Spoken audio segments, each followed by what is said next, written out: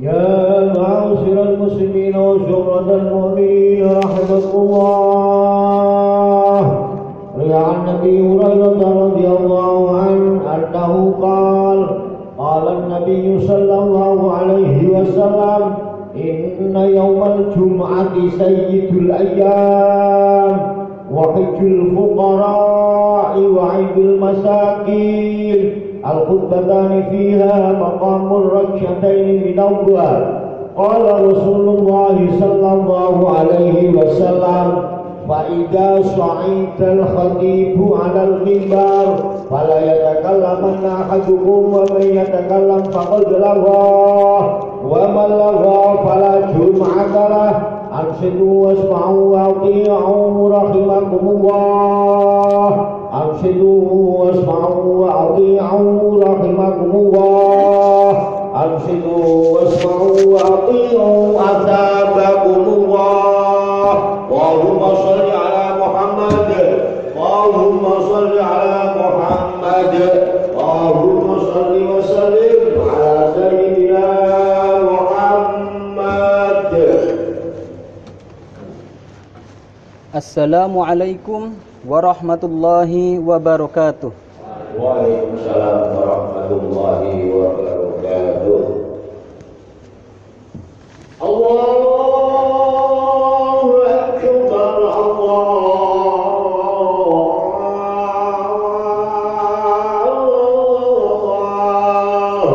akbar. Allahu akbar.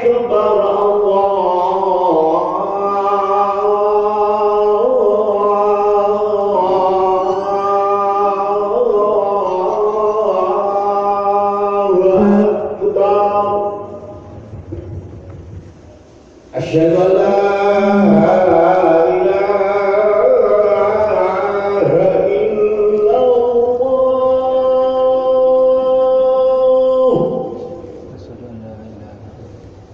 أشهد أن لا إله إلا الله.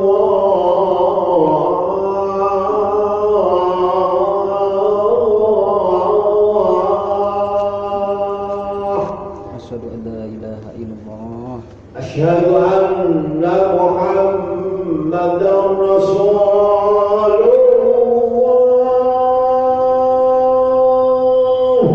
Asyhadu anna Muhammadar Rasulullah. أشهد أن محمدا رسول الله. Asyhadu anna Muhammadar Rasulullah.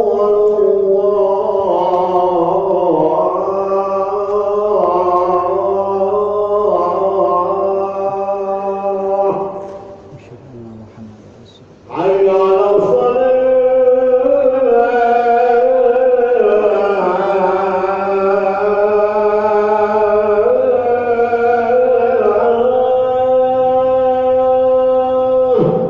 hawla wala quwwata illa billah. حي على الصلاة.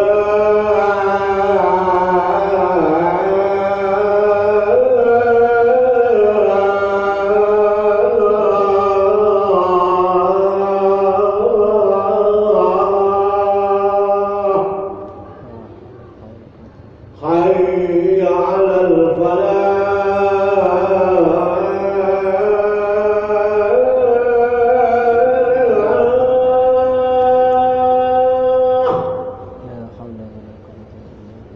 حي على الفلاح.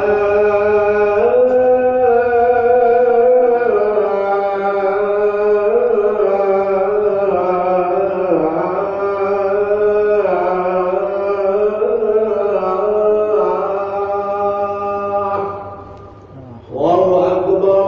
الله أكبر. لا إله إلا الله.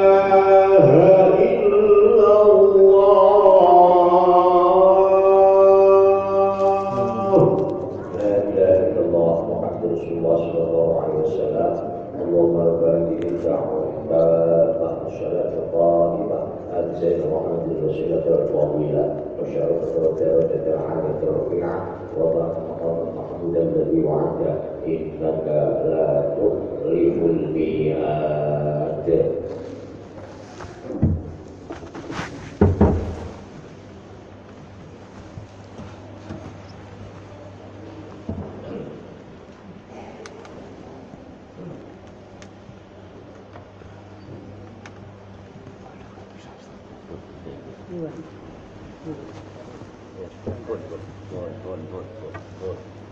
Alhamdulillah. Alhamdulillahilladzi arsala rasuluhu bil huda wad dinil haq liyudhhirahu 'ala dini kullih. Arsaluhu basyira wa nadhira wa da'iyan ila Allahi bi idnihi wa sirajan munira. Asyhadu an la ilaha illallah wahdahu la syarika lah wa asyhadu anna Muhammadan 'abduhu wa rasuluhu wa anqadana minad dhalalati ila thariqil hidayah. Salawatullahi wa salamuhu alaihi wa ala alihi wa ashabihi wa man walah, amma ba'du. Fa ya ibadallah, usikum wa iyaya bittaqwallah. Ittaqullah haqqa tuqatih wa la tamutunna illa wa antum muslimun. Ma'asyiral muslimin, jamaah Jumat yang dirahmati oleh Allah. Dalam kesempatan yang mulia ini, saya ingin menyampaikan tentang tema toleransi antar umat beragama. Yang kemudian saya ingin memulai dengan sebuah firman Allah yang mengingatkan kepada kita semua akan hubungan yang abadi antara muslim dengan non-muslim. Di mana Allah telah berfirman di dalam surat Al-Mujadalah surat ke-58 ayat ke-22, Bismillahirrahmanirrahim. La tajidu qauman yu'minuna billahi wal yawmil akhir yuwadduna man haddallaha wa rasulah walau kanu aba'ahum aw abna'ahum aw ikhwanahum aw ashiratahum. Dan sungguh kita semua yang ada di sini, bahkan seluruh kaum muslimin yang ada di dunia, tidak akan pernah menemukan kaum yang beriman kepada Allah dan hari akhir berkasih sayang dengan kaum yang menentang Allah dan Rasulnya, meski mereka adalah ayahnya, meski mereka adalah anak-anaknya, meski mereka adalah saudaranya, meski mereka adalah keluarganya. Ma'asyiral muslimin, di dalam ayat ini Allah telah tegas mengungkapkan tentang hubungan abadi antara muslim yang beriman kepada Allah dan hari akhir dengan non-muslim yang menentang Allah dan Rasulnya.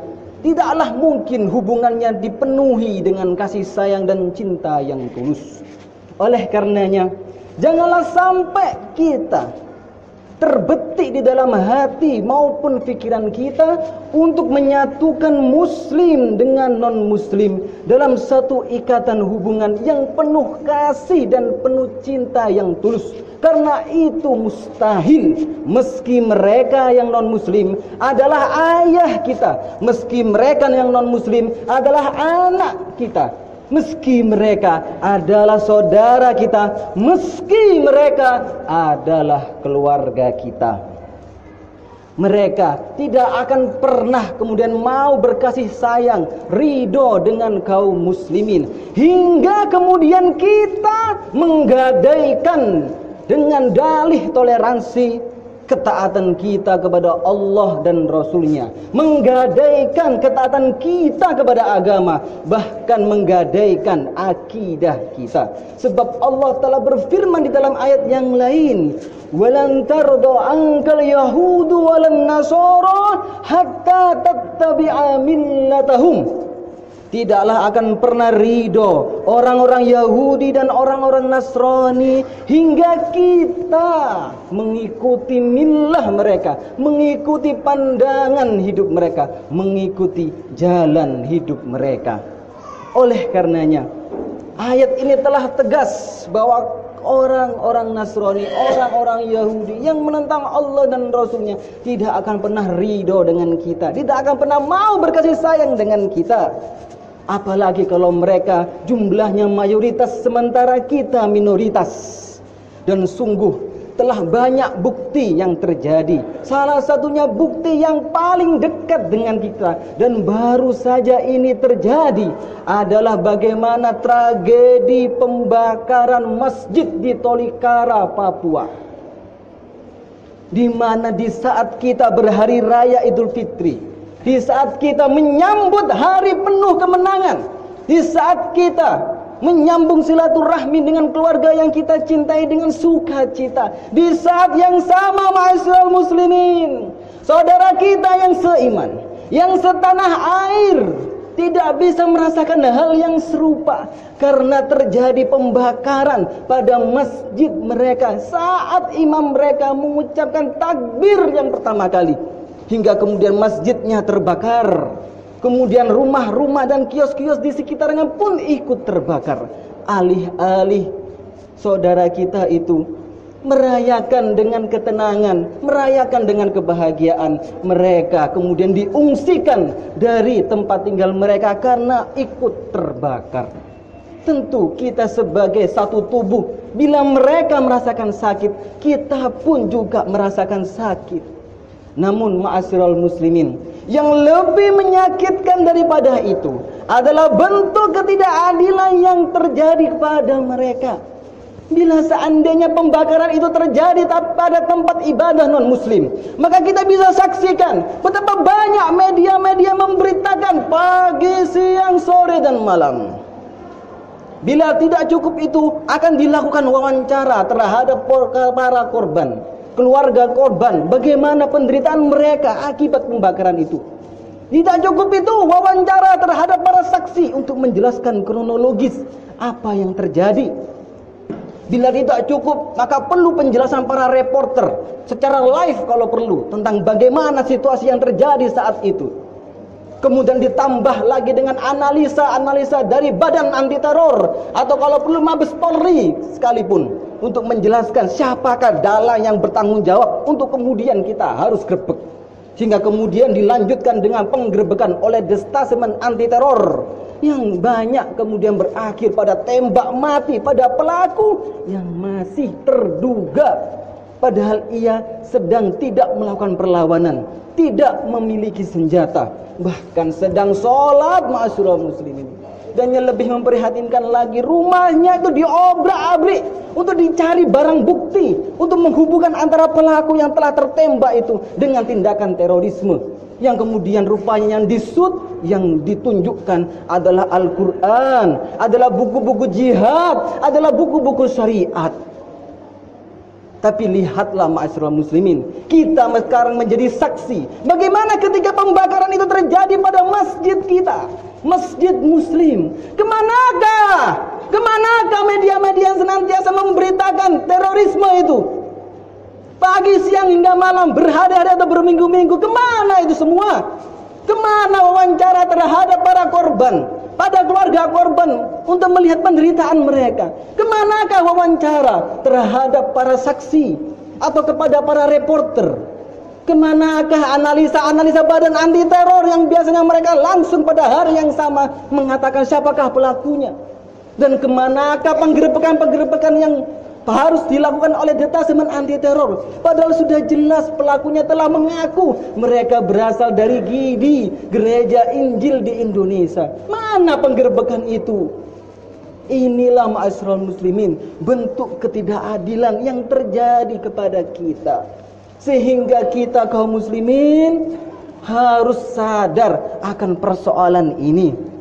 Untuk kemudian kita harus mengembalikan lagi makna toleransi yang sebenarnya. Bahwa makna toleransi itu bukanlah dimaknai dengan kita mengorbankan ketaatan kita kepada Allah dan Rasulnya, mengorbankan ketaatan kita kepada agama, apalagi akidah kita. Toleransi yang benar adalah seperti yang biasa telah kita yakin dan hafal semua. Lakum dinukum waliyadin, bagimu agamamu, bagiku agamaku. Di mana kita yang muslim tidak boleh kemudian memaksa yang non-muslim untuk masuk ke dalam agama kita. Begitu pula yang non-muslim, janganlah memaksa kita masuk kepada mereka. Itulah makna toleransi yang sebenarnya, yang kalau kemudian ini dilanggar, maka harus kemudian digeret pada proses peradilan yang benar untuk diberikan sanksi siapapun yang melanggarnya. Bila ada yang muslim yang melakukan tindakan teror, kepada non-muslim harus diadili. Begitupun hal yang sama bila non-muslim melakukan tindakan teror seperti tragedi pembakaran masjid di Tolikara, harus kemudian digeret kepada pengadilan untuk diadili dan diberikan sanksi yang setimpal. Ini yang harus kemudian ditegakkan.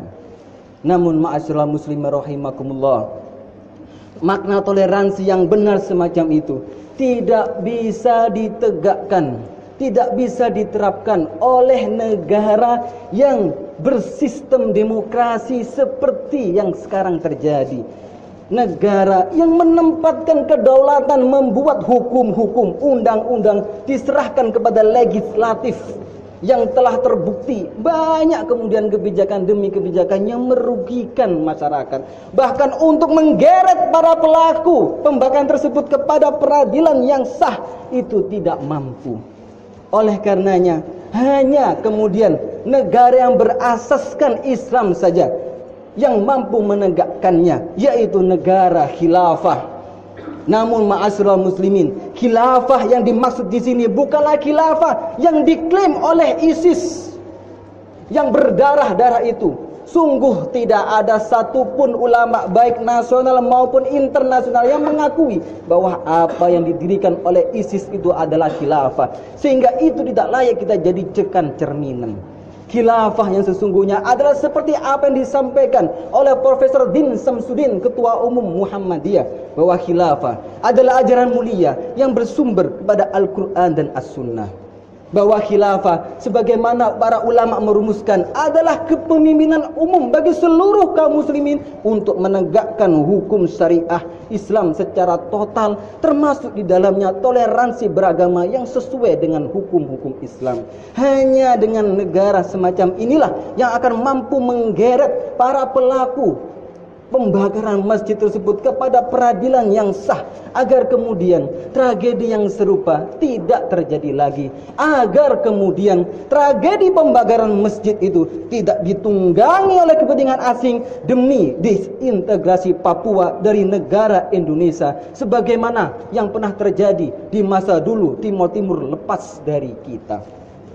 Inilah yang harus kemudian kita sadari, inilah yang harus kita pahami tentang asas persoalan kehidupan kita, bahwa kita sudah saatnya kembali dari toleransi yang salah, yaitu toleransi yang menggadaikan seluruh ketaatan kita kepada agama kita, kembali kepada toleransi yang benar menurut Islam, yaitu toleransi di mana kita tidak memaksa non-muslim masuk kepada kita, begitu pula non-muslim tidak boleh memaksa kita untuk masuk kepada agama mereka atau pandangan hidup mereka.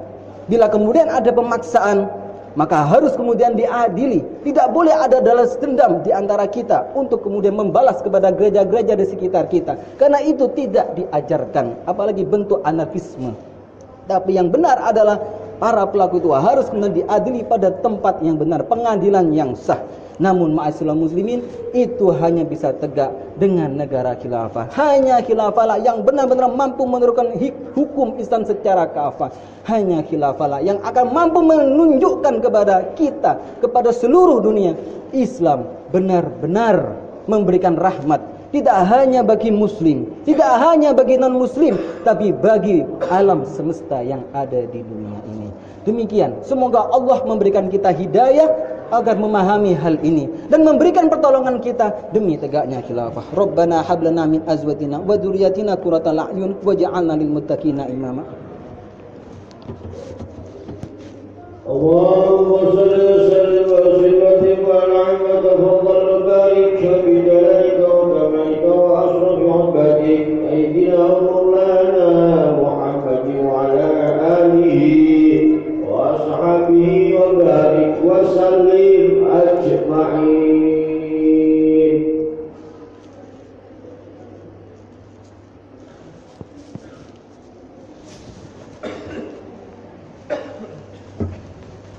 Bismillahirrahmanirrahim. Alhamdulillahi hamdan katsiran kama amara. Asyhadu an la ilaha illallah wahdahu la syarikalah irghaman liman jahada wa kafar. Wa asyhadu anna sayyidina Muhammadan abduhu wa rasuluhu sayyidul khalaiqi wal basar. Sallallahu ala sayyidina Muhammadin wa ala alihi wa ashabihi wa man walah. Ya ayuhan nas ittaqullaha wajtanibu 'anis sayyi'at. Innallaha wal malaikatahu yusholluna 'alan nabi. Ya ayyuhalladzina amanu shallu 'alaihi wa sallimu taslima. Fajtanibullaha ibadallahi. Allahumma salli wa sallim wa barik ala sayyidina Muhammadin wa ala alihi wa sahbihi wasallam wa ala tabi'ina wa tabi'it tabi'ina wardu anna ma'ahum bi rahmatika ya arhamar rahimin. Allahumma ghafir lil mu'minina wal mu'minat wa lil muslimina wal musliman al ahya minhum wal amwat innaka sami'un qaribun mujibud da'wat. Allahumma ansurna wulata umurina. Allahumma wafiqhum lima fi salahum wa salahul islami wal muslimin. Allahumma ab'id anhum bitanatas su'i wal mufsidin wa qarib ilaihim ahlal qadi wan nasihin. Allahumma ansurna wulata umuril muslimina fi kulli makan. Rabbana ghfir lana wa li walidayna warhamhuma kama rabbayana shighara. Rabbana la tu'akhidna in nasina aw akhtana. Rabbana tahmil alaina isran kama hamaltahu 'alal ladzina min qablina. Rabbana wa la tuhammilna ma la taqata lana bi wa'fu 'anna waghfir lana warhamna anta maulana fansurna 'alal qaumil kafirin. Rabbana atina fid dunya hasanah wa fil akhirati hasanah wa qina adzabannar. Wa sallallahu ala Muhammad wa ala alihi wa sahbihi wasallam walhamdulillahi rabbil alamin. Ibadallah, innallaha ya'murukum bil adli wal ihsani wa ita'i dzil qurba wa yanhaakum 'anil fahsya'i wal munkar wa la dzikrullahi akbar wallahu ya'lamu ma ta'malun. Allahu akbar, Allahu akbar, asyhadu an la ilaha illallah, asyhadu anna Muhammadar Rasulullah. Hayya 'alas salati, hayya 'alal falah, qad qamatis shalah, qad qamatis shalah. Allahu akbar, Allahu akbar, la ilaha illallah. La ilaha illallah Muhammadur Rasulullah sallallahu alaihi wasallam.